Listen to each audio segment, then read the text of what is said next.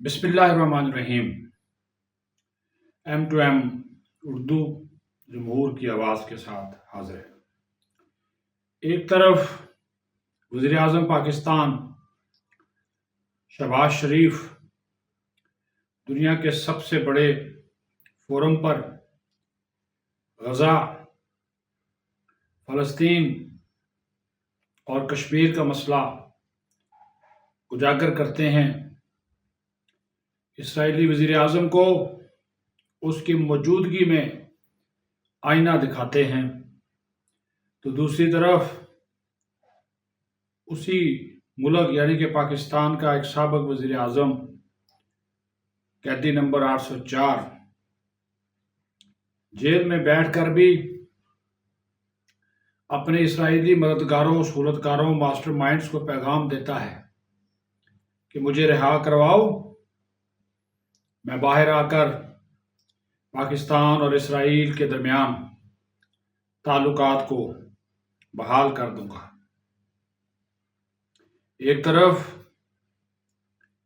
وزیر اعظم شہباز شریف غزہ میں ڈھائی جانے والی قیامت، بچوں، خواتین، بزرگوں اور اسرائیلی مظالم کو ببانگ دہل اجاگر کرتے ہیں اور اسرائیلی وزیر اعظم کی موجودگی میں اجاگر کرتے ہیں۔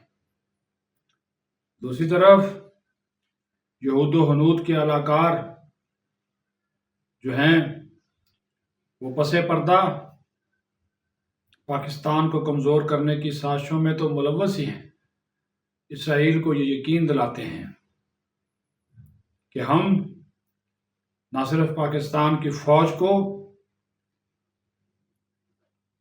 کے جو اندر مزاحمت ہے اسرائیل کے خلاف اس کو ختم کریں گے، بلکہ جو پاکستان کی دینی اور مذہبی قوتیں ہیں ان کی مخالفت کو بھی ختم کیا جائے گا۔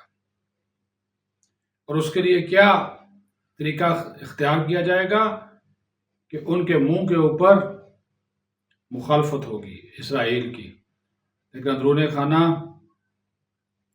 ان مذہبی جماعتوں کی مخالفت کی جاتی ہے۔ یروشلم پوسٹ، ٹائمز آف اسرائیل، کتنے ہی آرٹیکلز آ گئے اور اس موقع پہ آ گئے، تو اسی وجہ سے لوگ اب نکلنا شروع ہو گئے ہیں، احتجاج شروع ہو گیا ہے عمران خان کی اسرائیل کو تسلیم کرنے کی خفیہ کاوشوں، ایجنڈا اس کے خلاف۔ کراچی اور لاڑکانہ میں پاکستان علماء کونسل اور قومی یکجہتی کونسل اس کے زیر اہتمام بڑے پیمانے پر مظاہرے کیے گئے، لوگ نکلے اور دینی مذہبی جماعتوں کے ان شرکاء نے یہ واضح کیا کہ پاکستان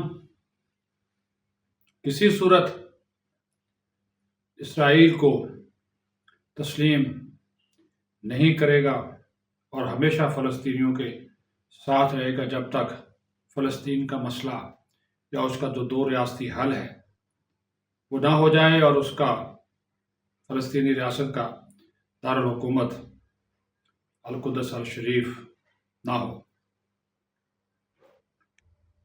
قرنین نے عمران خان کے ان بیانات کی بھی مذمت کی، ان اسرائیلی آرٹیکلز کی بھی مذمت کی جو کہ ان کے حوالے سے اسرائیلی اخباروں میں شائع ہوئے، جس میں وہ کہہ رہے ہیں کہ اسرائیل کو جب وہ حکومت میں آ جائیں گے تو اسرائیل کو تسلیم کرنے اور پاکستان کا جو نقطہ نظر ہے اس کو تبدیل کرنے کی کوشش کریں گے۔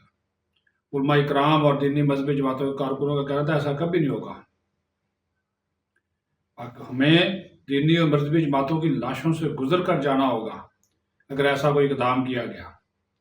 یہ غزہ کے باشندوں، فلسطین کے ان شہداء کے خون سے بھی غداری ہوگی، کیونکہ پاکستان کا، حکومت پاکستان کا، افواج پاکستان کا اور عوام کا جو فلسطین کے حوالے سے موقف ہے وہ موقف ناقابل تقسیم ہے، وہ موقف اتحاد یکجہتی پر مبنی ہے۔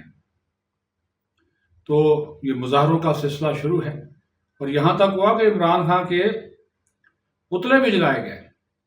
یہ لوگوں میں غم و غصہ بہت پایا جاتا ہے، کیونکہ یہ چیز ثابت ہو گئی کہ یہ یہود و حنود کا جو ایجنٹ ہے، اس کی وجہ سے یہ صورتحال کہ وہ اسرائیلی اخبارات کو بہت فکر لاحق ہو گئی اس کی، اور اسی وجہ سے انہوں نے یہ ایک تماشا کیا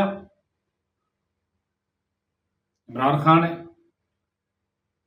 اور اس کے پیچھے یہ جو مددگار اس کے گولڈ سمتھ پلان، کئی مرتبہ ہم اس کا ذکر کر چکے۔ اب تھوڑی سی بات کر لیں، وہ بھی تحریک انصاف سے متعلق ہے۔ آج راولپنڈی میں احتجاج ہے تحریک انصاف کا، پورا راولپنڈی اسلام آباد یقین ماننے بند ہے، کنٹینرز سٹی بنا ہوا ہے، روڈز بند ہیں، سڑکیں بند ہیں، لوگ تنگ ہیں، مریضوں کو مشکلات ہیں۔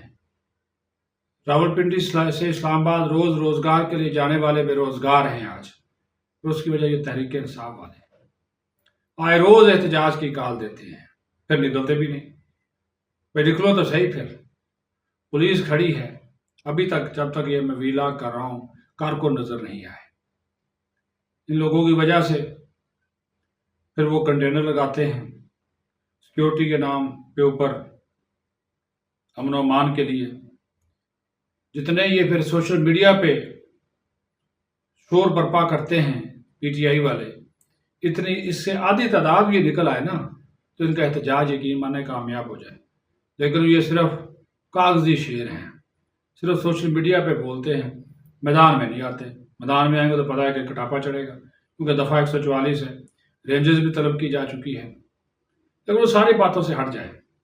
ٹھیک ہے، جب بھی احتجاج آئینی اور قانونی حق ہے، آپ وہ اجازت لے کر، پہلے انہوں نے جلسہ رکھا تھا، وہ پتہ چلا جی کہ جلسہ جو ہے وہ کامیاب شاید نہ ہو، پارٹی کے اندر تفریق ہے، تقسیم ہے، تو انہوں نے جناب پھر احتجاج رکھ دیا، وہ بھی لیاقت باغ میں۔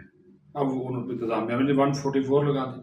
مریم نواز کا پچھلے دنوں کا بیان آپ کے سامنے ہے، جس میں انہوں نے کہا تھا کہ کسی کو قانون ہاتھ میں لینے کی اجازت نہیں دی جائے گی۔ تو یہ پھر گنڈا پور صاحب پھر چلے ہوئے ہیں، وہ بھی آئیں گے، احتجاج میں شرکت کریں گے اور پنجاب فتح کر لیں گے۔ وہی اپنی کارکردگی کے اوپر توجہ دیں، لوگوں کو تنگ کرنے کا سلسلہ چھوڑیں۔ لوگوں کی کیوں زندگیاں جو ہے وہ آپ لوگ جو ہے وہ خراب کر رہے ہیں؟